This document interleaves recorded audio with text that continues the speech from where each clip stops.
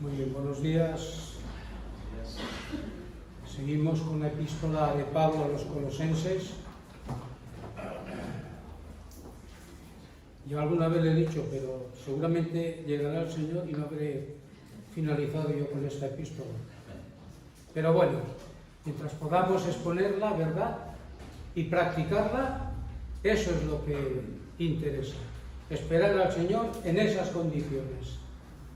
Muy bien, pues vamos a abrir la palabra en Colosenses y hoy vamos a ver capítulo 3, versículos del 15 al 17 y tiene que ver con las prioridades del nuevo hombre. Gracias, Ana. Las prioridades del nuevo hombre. Dice así la palabra de Dios: y la paz de Dios gobierne en vuestros corazones, a la que asimismo fuisteis llamados en un solo cuerpo, y sed agradecidos. La palabra de Cristo mora en abundancia en vosotros, enseñándoos y exhortándoos unos a otros en toda sabiduría, cantando con gracia en vuestros corazones al Señor, con salmos e himnos y cánticos espirituales. Y todo lo que hacéis, sea de palabra o de hecho, hacedlo todo en el nombre del Señor Jesús, dando gracias a Dios Padre por medio de Él. Vamos a orar. Amado Padre que estás en los cielos, te damos infinitas gracias una vez más, Señor, por poder abrir tu palabra. Señor, por favor, háblanos. Háblanos, Señor. Prepara nuestros corazones, prepara nuestra mente, para que podamos discernir, Señor, y atesorar en nuestros corazones este tesoro tan grande como es tu palabra. Te lo pedimos en el nombre de Cristo Jesús. Amén. En predicaciones pasadas vimos cómo era la vestimenta, nuestra vestimenta, antes de ser creyentes. Y cómo era, de qué se componía nuestra vestimenta, la vemos en los versículos 5 y 8 de este tercer capítulo. Era una vestimenta vieja, sucia, pestilente, que fue desechada.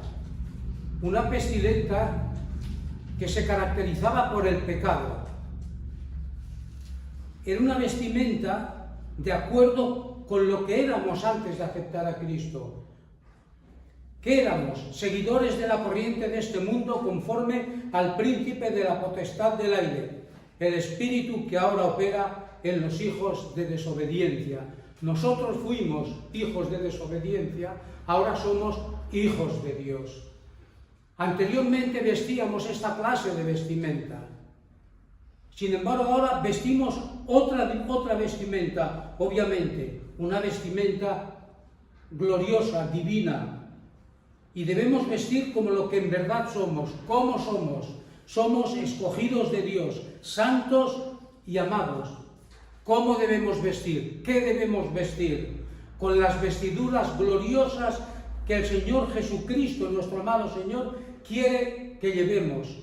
Una vestimenta formada por virtudes, entrañable misericordia, tierna compasión, benignidad, humildad, mansedumbre y paciencia. Estas son parte de las virtudes, ¿verdad?, que nuestra vestimenta contiene, pero vamos a decir que son unas virtudes representativas de las muchas que tenemos concedidas por el Señor Jesucristo. Y lo que vamos a ver hoy es cómo Pablo finaliza el tema de las virtudes del estilo de vida del nuevo hombre y nueva mujer, y cita tres prioridades. La primera es que el nuevo hombre se interesa por la paz de Cristo. La segunda, por la palabra de Cristo. Y la tercera, por el nombre de Cristo. Veamos en primer lugar que efectivamente debemos interesarnos por la paz de Cristo en nuestras vidas. Finalicé con el versículo 3:14, miradlo bien. ¿Y de qué trata? ¿El 3:14? Del amor. ¿Qué viene después del amor? 3:15. la paz. Está claro.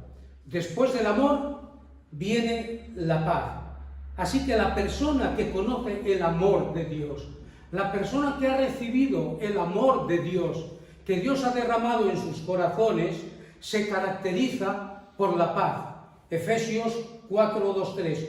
Con toda humildad y mansedumbre, soportándoos con paciencia los unos a los otros en amor, solícitos, es decir, diligentes, cuidadosos, serviciales, en guardar la unidad del Espíritu, ¿en qué? En el vínculo de la paz, es decir, enlazados los unos a los otros mediante la paz. Ahora bien, como sabemos, una cosa es paz con Dios y otra es la paz de Dios. Los creyentes estamos en paz con Dios por medio del Señor Jesucristo. Romanos 5:1. Justificados pues por la fe, tenemos paz con Dios por medio del Señor Jesucristo. Recordad que antes éramos enemigos de Dios. Enemigos de Dios. Pero al aceptar a Cristo, Cristo hizo posible que ahora nosotros también no solamente estamos en paz con Dios, sino que tenemos la paz de Dios. Después os explicaré algo que me ha sucedido esta mañana y que he tenido que decirle, Señor, gracias. Os dejo ahí, todavía no lo explico, cuando llegue el momento, pero de verdad os lo digo que para mí ha sido algo impresionante. Os lo diré más adelante. Así que, hermanos, ese conflicto que existía entre nosotros y Dios, nosotros éramos enemigos de Dios, ha dejado de existir. ¿Por qué? Porque Cristo ha pagado la deuda a través de su sangre. Nosotros no podíamos pagar la deuda del pecado. Cristo lo hizo. Cristo lo hizo. Y el resultado de la paz con Dios es esa, es la paz. La paz con Dios es la paz de Dios. Y fijaos que dice la palabra de Dios que es una paz que sobrepasa el ¿qué? Todo entendimiento. Todo entendimiento. Es una paz que va más allá de la comprensión humana. Una paz que el mundo no conoce. No puede conocerla, esa paz. Porque no tienen a Cristo. Nosotros sabemos a qué paz se refiere la palabra de Dios cuando nos dice que tenemos la paz de Cristo en nuestro corazón. Pero el mundo no la entiende. Ya veis cómo está el mundo. Paz, paz, paz. Que a los 3 días esa paz se rompe. ¿Por qué? Porque el mundo está gobernado, está dirigido precisamente por el príncipe de la potestad del aire. Esa es la realidad. Pero nosotros, los hijos de Dios, podemos disfrutar no solamente de la paz con Dios, sino que disfrutamos también de la paz de Dios en nuestras vidas, en nuestros corazones.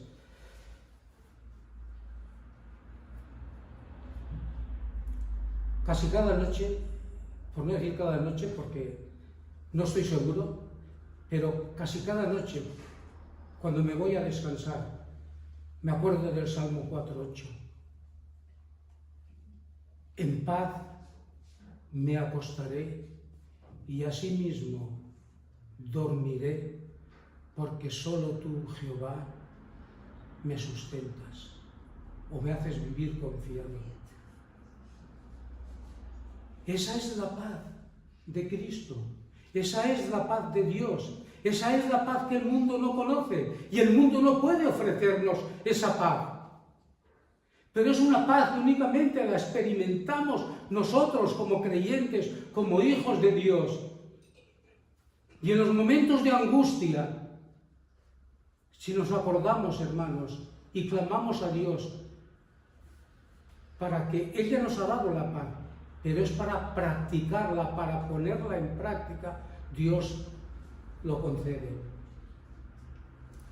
Isaías 26:3. A veces decimos, oye, ¿tienes algún versículo favorito? Bueno, toda la palabra de Dios es favorita para el Hijo de Dios, pero siempre, ¿verdad?, hay algún versículo o alguna porción que decimos, sí, está así. Para mí, este versículo mes especial. Y es Isaías 26:3. Es un versículo que nos recuerda que Dios nos mantiene en su paz, ¿verdad? Si confiamos realmente en Él. Dice, tú guardarás en completa paz a aquellos cuyo pensamiento en ti persevera. ¿De qué está llena nuestra mente, hermano? ¿De qué llenamos nuestra mente? ¿De qué? ¿De lo que nos ofrece el mundo? Puro veneno. ¿Qué pretende el mundo? ¿Qué pretende el diablo? Que nos desviemos de confiar en aquel que entregó su vida por nosotros. Los pensamientos, nuestros pensamientos, tenemos que llenarlo con la palabra de Dios, con las promesas de Dios. Otra versión dice, tú guardarás en perfecta paz a todos los que confían en ti, a todos los que concentran en ti sus pensamientos. Hermoso. Y notad que el apóstol habla de la paz de Cristo. Y como decía, esta es una clase de paz que se caracteriza ¿por qué? Se caracteriza porque es de Cristo y no es del mundo. El Señor dijo, la paz os dejo, mi paz os doy, yo no os la doy como el mundo la da. Y esta paz de Cristo es la misma paz, hermanos, y recordad esto, tenemos la paz de Cristo. Mi paz os dejo, mi paz os doy. Es como Dios Padre que dice la palabra que Él ha derramado su amor sobre nosotros. Tenemos el amor del Padre y ahora tenemos la paz del Hijo. Es la misma paz, hermanos y hermanas, que lo mantuvo en calma frente a la burla, al desdén, a la hostilidad, al odio y a la traición, así como también en la muerte. Cristo en todo momento manifestó paz. Y esa es la paz que Cristo nos concede. Es la paz que Cristo nos ha concedido. Y es la paz que debe de manifestarse en nosotros en los momentos de angustia, de aflicción, de afán. Es la realidad. Así que la paz de Cristo provee a los creyentes de serenidad frente a la preocupación y ansiedad. Voy a lo que me ha ocurrido esta mañana. Me he levantado muy temprano, tengo la costumbre de levantarme muy temprano. Y me he levantado para dar un repaso final a esta predicación. Entonces cojo mi móvil y me encuentro que me pide el código para desbloquearlo, cuando yo normalmente lo hago con la huella digital. Pero de vez en cuando me pide que no, que ponga los dígitos. ¿Y qué me ha pasado? Que lo que tenía memorizado, y os lo digo sinceramente, porque cuando tenía que coger el móvil y actualizar alguna aplicación, pues, plin, hecho. El código ha desaparecido de mi mente. La huella no me la aceptaba porque me solicitaba el código. Casi entro en pánico, porque ya, además es que lo tengo aquí y no lo puedo abrir. Señor, gracias. Ahora es el momento de poner en práctica, Dios mío, lo que voy a predicar hoy. Tengo el móvil aquí, pero no puedo abrirlo. No puedo desbloquearlo. Pero Dios me ha dicho, pon en práctica lo que has leído en mi palabra. Y eso es lo que he hecho. Estoy más tranquilo, hermano. Me pide el Señor que ande por las aguas del mar y yo ya andaría. O sea, no perdamos los nervios, no perdamos el dominio, hermanos, que no perdamos el dominio propio ni nos dejemos llevar por los problemas, en absoluto. Así que esa paz solamente la puede dar el Señor. Y bendito sea Dios, que es nuestra paz. La paz de Cristo nos la ha dado a nosotros. Pero nos lo ha dado, hermanos, para que la practiquemos y podamos realmente experimentar lo que significa la paz del Señor. Continúa el texto y nos dice después: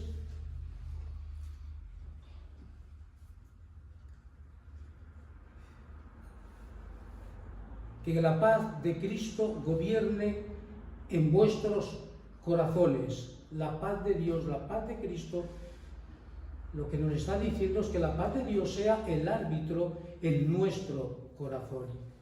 La paz de Cristo debe ser el árbitro principal en el corazón del creyente. ¿Por qué? Porque va a ser la que nos va a guiar en las decisiones que tomemos y en las relaciones que tengamos. El gobernar en nuestros corazones. Gobernar es un verbo que significa mediar como un árbitro. Dice el hermano David Burr, Ismael, ¿lo conoces? Dice el hermano David Burr, amado hermano, el verbo traducido en algunas versiones como gobernar significa actuar como árbitro. En vez de permitir que nuestras emociones carnales controlen la asamblea y premien o descalifiquen a ciertos hermanos, debemos aceptar el arbitraje de la paz de Cristo y hacer que ella, la paz de Cristo, marque el tono de nuestra convivencia y determine nuestra relación con todos. Surgen muchas situaciones eclesiales que provocan amargura y tensión, pero la resolución debe ser determinada por la paz de Cristo. Después nos dice que a esa paz es a la que asimismo fuisteis llamados en un solo cuerpo. La palabra de Dios no contempla creyentes aislados, en absoluto. No.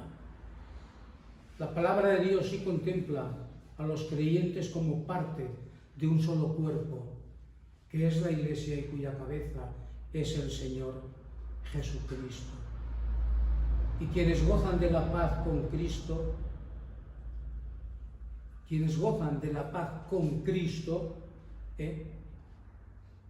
en lo interno de su corazón experimentan paz, la paz de Cristo. Y esto hará, hermanos y hermanas, que vivamos en unidad y armonía con otros. Nosotros somos una iglesia relativamente pequeña y no hay, que yo sepa, desavenencias ni problemas, pero hay iglesias bastante grandes que sí que tienen problemas entre hermanos. Si nosotros experimentamos la paz de Cristo, es porque también tenemos amor los unos por los otros. Nadie puede decir que ama a Dios y no esté en paz con su hermano. Ese amor no es cierto, no es verdadero.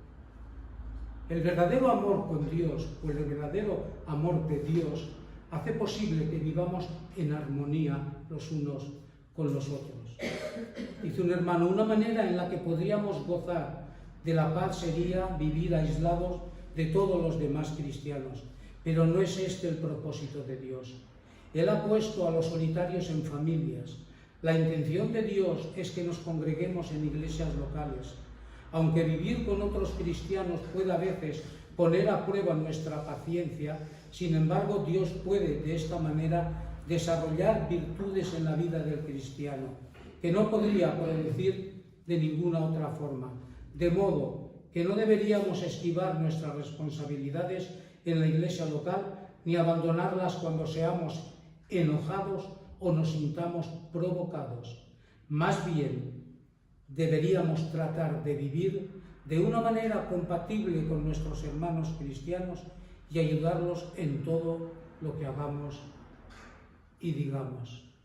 Esa es la realidad.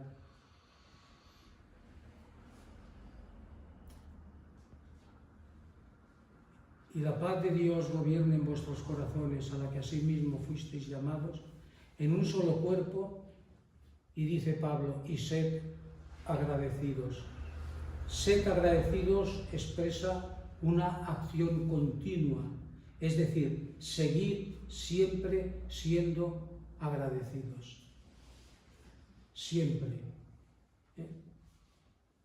Para poder guardar, hermanos, un corazón en paz. Es necesario ser agradecidos. Y si nos fijamos bien, el agradecimiento es un tema continuo en esta epístola. Colosenses 1:3. Colosenses 1:3 dice: siempre orando por vosotros, damos gracias a Dios. Versículo 12 de este mismo capítulo 12, el 1, con gozo, dando gracias al Padre. Gracias. 3:15, que hemos leído hoy. Y la paz de Dios gobierne en vuestros corazones, a la que asimismo fuisteis llamados en un solo cuerpo, y ser agradecidos. El 16. La palabra de Cristo mora en abundancia en vosotros, enseñándoos y exhortándoos unos a otros en toda sabiduría, cantando con gracia en vuestros corazones al Señor con salmos, himnos, con gracia. Este con gracia no es, significa que también que seamos agradecidos. Después tenemos el 17, y todo lo que hacéis, sea de palabra o de hecho, hacedlo todo en el nombre del Señor Jesús, dando gracias. Y el 4:2 dice: perseverad en la oración, velando en ella con acción de gracias. A veces yo creo que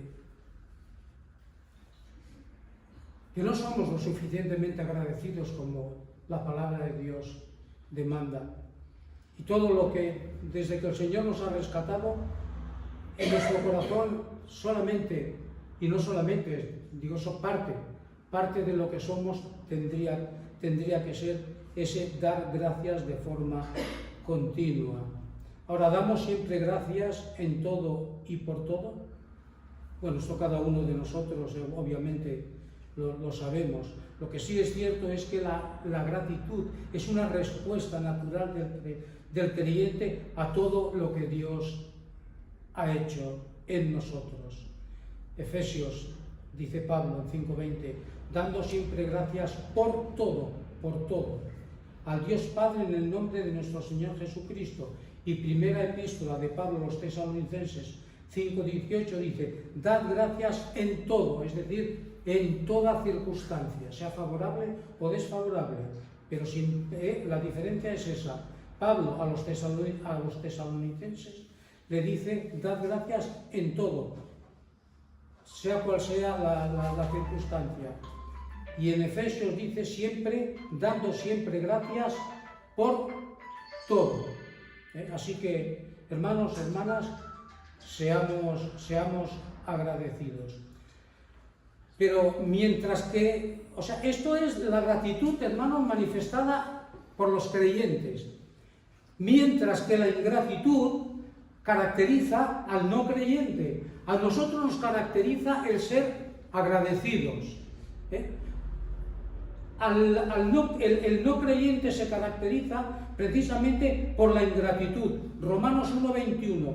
Pues habiendo conocido a Dios, no le glorificaron como a Dios, ni le dieron gracias, sino que se envanecieron en sus razonamientos y su necio corazón fue entenebrecido. Hermanos, la paz y la gratitud están estrechamente unidas. La paz y la gratitud están estrechamente unidas. Hasta aquí la paz de Cristo. Vamos a ver ahora la palabra de Cristo, versículo 16. La palabra de Cristo mora en abundancia en vosotros, enseñándoos y exhortándoos unos a otros en toda sabiduría, cantando con gracia en vuestros corazones al Señor con salmos, himnos y cánticos espirituales. La palabra de Cristo. ¿Qué quiere decir el apóstol Pablo cuando dice la palabra de Cristo? Dejadme que os diga que aquí no se ponen de acuerdo los eruditos. No se ponen de acuerdo.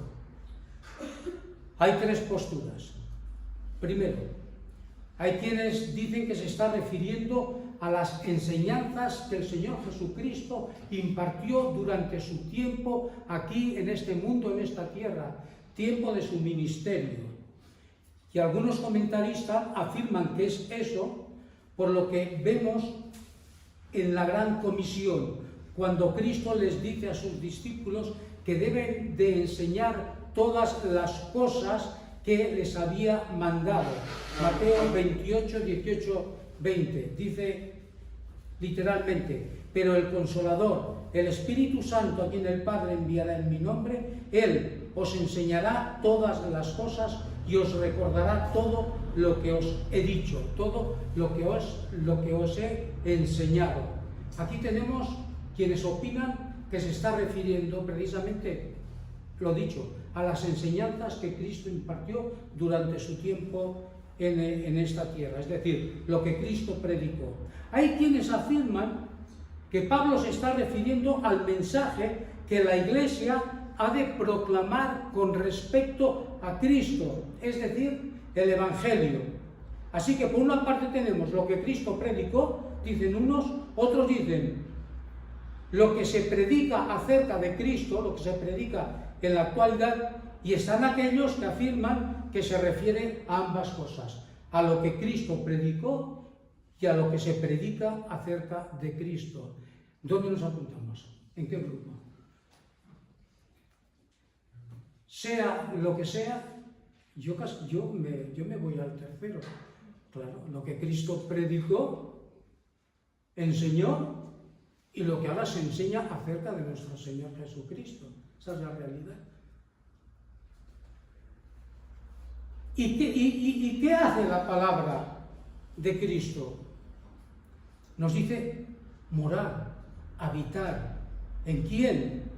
En vosotros, los que habéis nacido de nuevo, las nuevas criaturas, los hijos de Dios. ¿Y cómo? ¿Cómo la palabra de Dios habita en nosotros? Sí. Pero, ¿qué cantidad de la palabra de Dios? Nos dice abundantemente. Alguna versión dice ricamente. Morar, habitar, abundantemente, ricamente, exuberantemente. El máximo, a rebosar. Que no quepa ya más palabra de Dios en nuestros corazones, que estén llenos a tope. Y entonces sucede una cosa muy importante, que de la abundancia de nuestro corazón hablará la boca. Cuanto más lleno tengamos el corazón de la palabra de Dios, más vamos a hablar acerca de Dios, del Evangelio. Pero si la palabra de Dios no habita ricamente, abundantemente, exuberantemente en mi corazón, poco vamos a hablar. Poco vamos a hablar. La palabra de Dios, hermanos, es el mayor tesoro que tenemos. Y nosotros no hemos pagado absolutamente nada por tenerla. Fue Cristo. Fue Él quien se entregó por nosotros. Así que busquemos la paz de Cristo, ya que estamos en paz con Dios.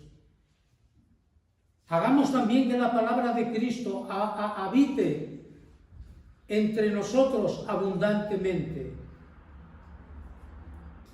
Morar, dicen que viene de una palabra griega que significa habitar o estar en casa. Qué bonito, ¿no? Estar en casa. La palabra de Dios está en su casa, en el templo del Espíritu Santo, en nosotros, en el verdadero creyente, en el verdadero Hijo de Dios, hija de Dios. Y Pablo lo que hace es exhortar precisamente a los creyentes de Colosas a que permitan que la palabra de Dios halle en sus vidas su morada, su habitación. Y como decía, abundantemente. Abundantemente. Y hermanos, la palabra habita ricamente, abundantemente en nosotros cuando la escuchamos, cuando prestamos atención a la palabra de Dios, cuando se está proclamando el Evangelio, predicando la palabra, y a veces puede suceder que estemos presentes físicamente, pero mi mente esté divagando, esté perdida. No, hermanos, no. Cuando la escuchamos prestando atención, acordaos de las palabras del Señor Jesucristo, cuando hablaba al final decía, el que tiene oídos para oír, oiga, oigan. Esto fue también lo que les dijo a las 7 iglesias de Apocalipsis. Después del mensaje, a cada iglesia le dijo, el que tiene oído, lo que os he dicho, oiga lo que el Espíritu dice a las iglesias. Considerad lo que leéis en mi palabra. Consideradlo. No leáis la Biblia por leerla, porque os habéis propuesto leerla en un año. Y como hoy voy con retraso, tengo que recuperar los 3 capítulos que me dejé la semana pasada. Empezamos a leer y al final nos preguntan, ¿qué has leído? Pues no me acuerdo. Claro, porque en nuestra mente, ¿qué está? El cumplir con un objetivo, con una meta, que está bien. Pero habrá momentos en los que tendremos que detenernos, tendremos que meditar, tendremos que hablar con Dios. Aquí hay un librito pequeñito, me lo llevé, ya lo he devuelto, Miguel. Y se titula, fijaos, el título es Orando la Biblia. Orando la Biblia. ¿Y qué significa?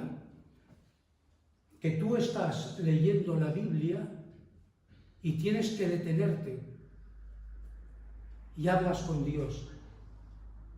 Cuando, por ejemplo, te dice, el precio que pagó mi hijo por ti fue muy alto, detente.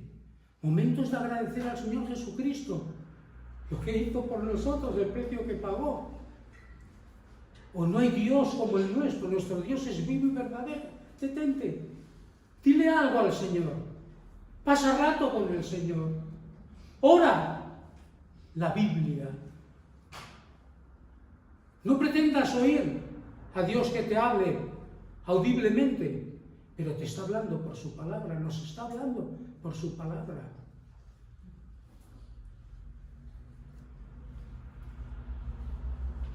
La palabra mora ricamente en nosotros cuando escuchamos, cuando la usamos.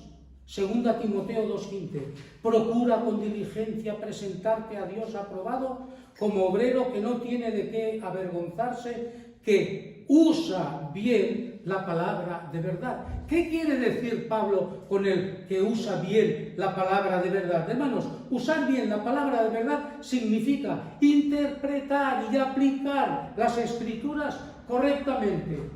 Pero mirad lo que opina y lo que escribe William Hendrickson acerca de este versículo. Dice, el hombre y la mujer que usa correctamente la palabra de verdad no la cambia, no la pervierte, no la mutila ni la distorsiona, ni hace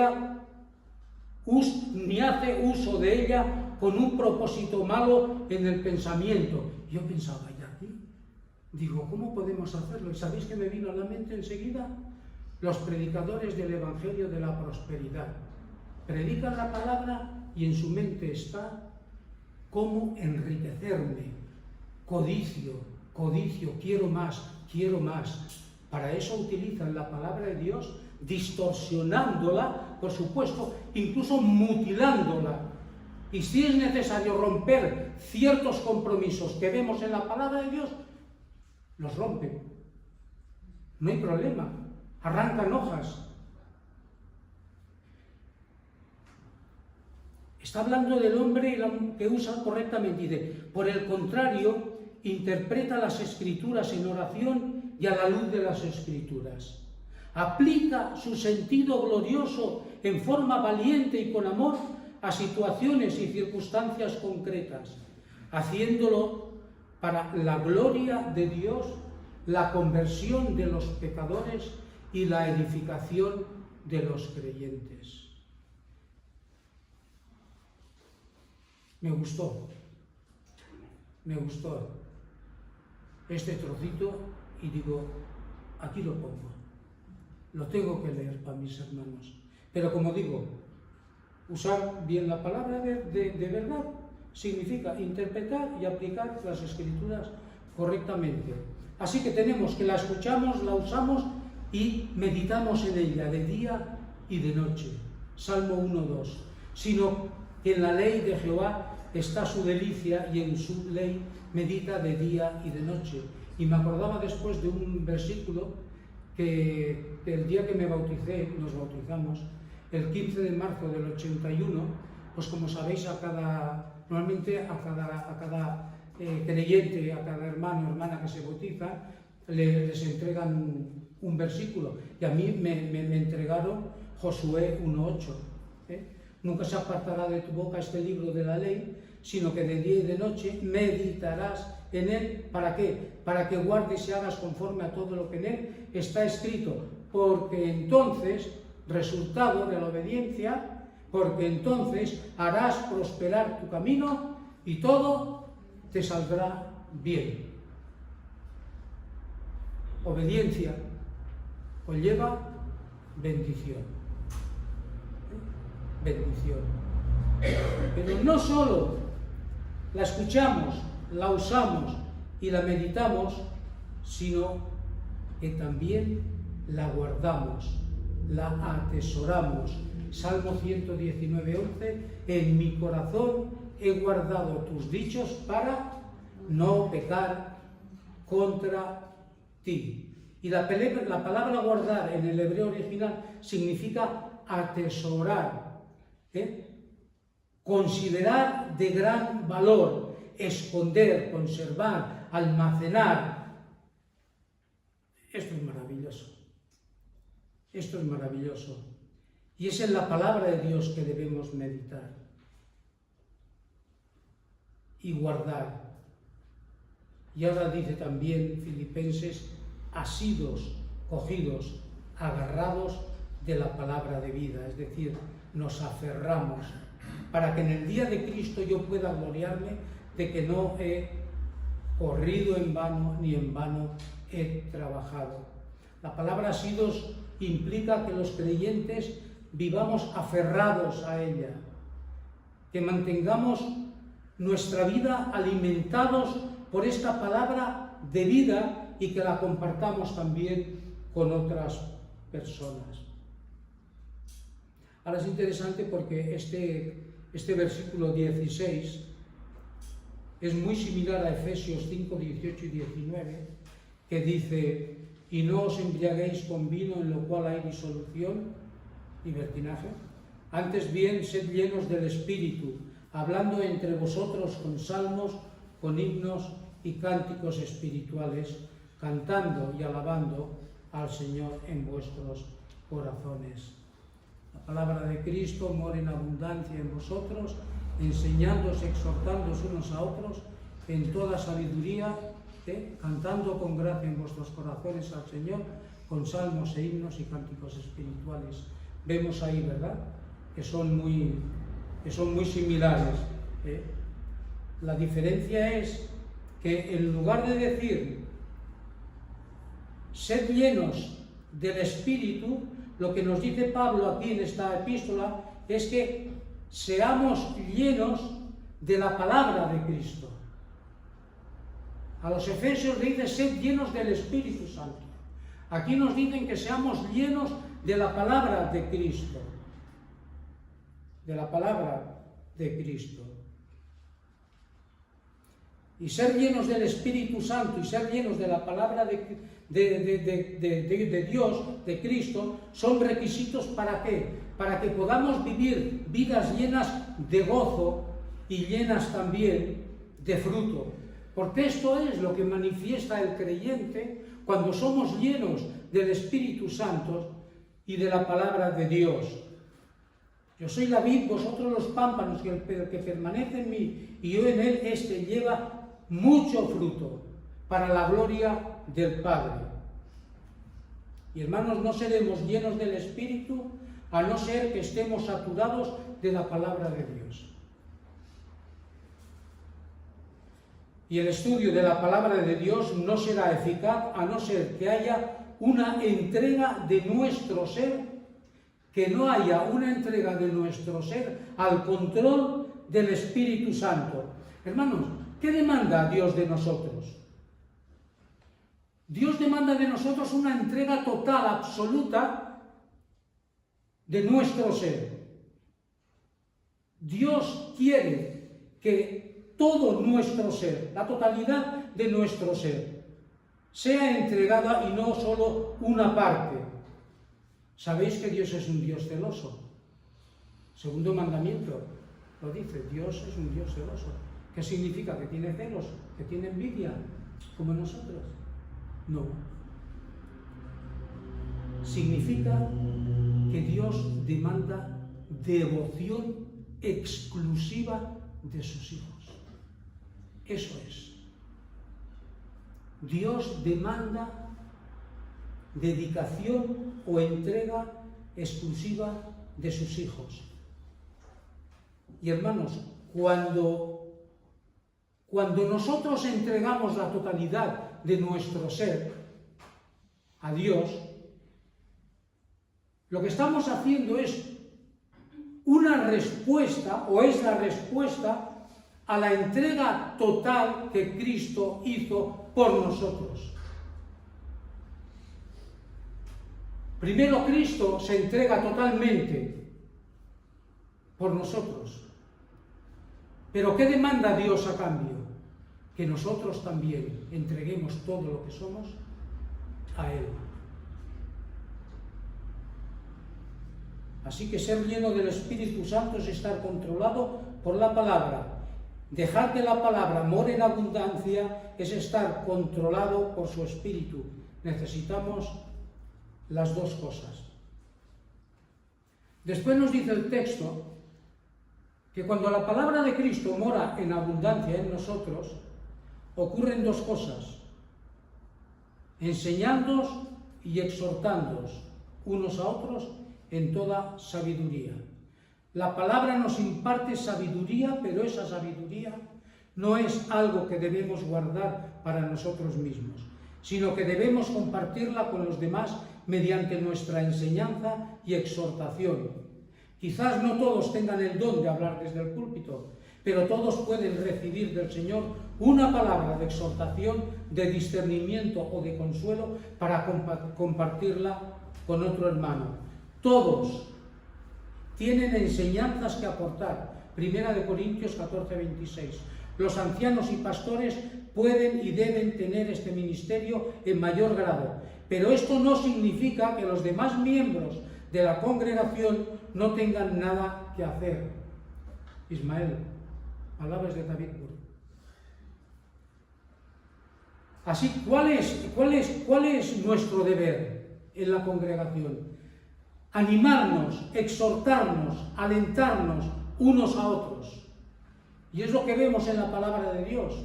Pablo a los tesalonicenses: por tanto, alentaos los unos a los otros con estas palabras. Primera Tesalonicenses también en el 5:11, por lo cual animaos unos a otros y edificaos unos a otros, así como lo hacéis. Lo estaban haciendo, Pablo lo reconoce. Y mirad qué bonito, cuando la palabra de Dios llena nuestro corazón, lo que va a surgir de nuestro corazón y va a haber, se va a oír, y es que vamos a cantar con gracia al Señor, con salmos, himnos y cánticos espirituales. Produce, cuando la palabra de Cristo habita en nosotros en abundancia, produce esto: que cantemos con gracia, con salmos, con himnos y cánticos espirituales. Ya sabéis que el himnario de los judíos siempre ha sido los salmos. Incluso la iglesia primitiva, cuando se convirtieron, para ellos era muy familiar, claro, es lo que cantaban antes de la conversión, por lo tanto siguieron cantando con ese himnario maravilloso.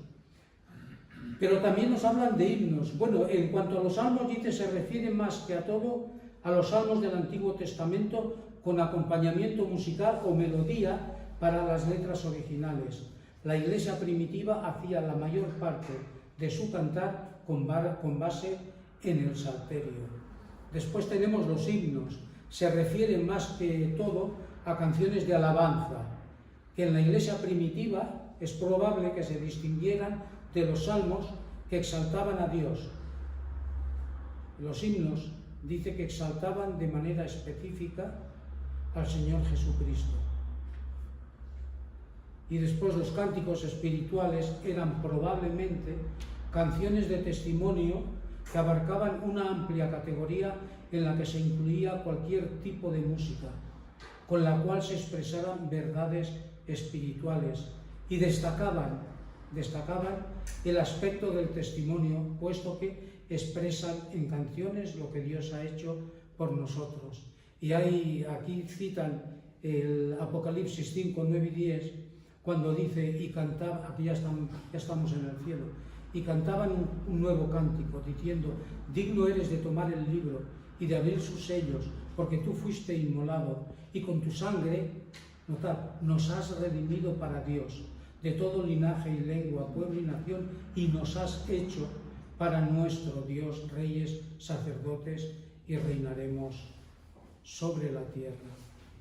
Así que estos son canciones de testimonio, precisamente.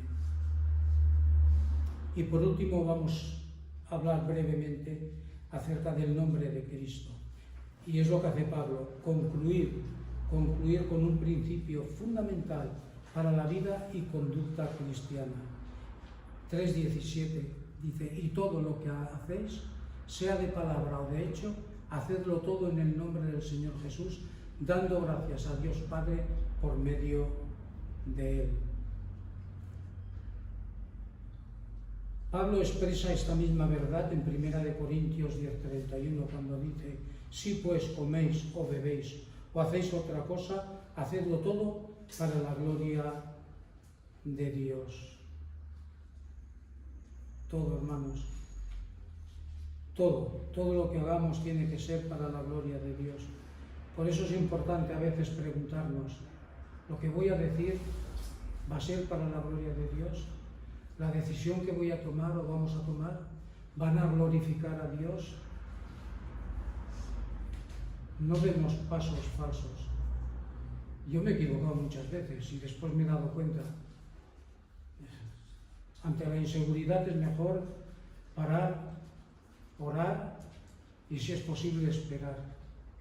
Y la paz de Dios va a ser la que te va a decir si realmente estás o no en lo cierto.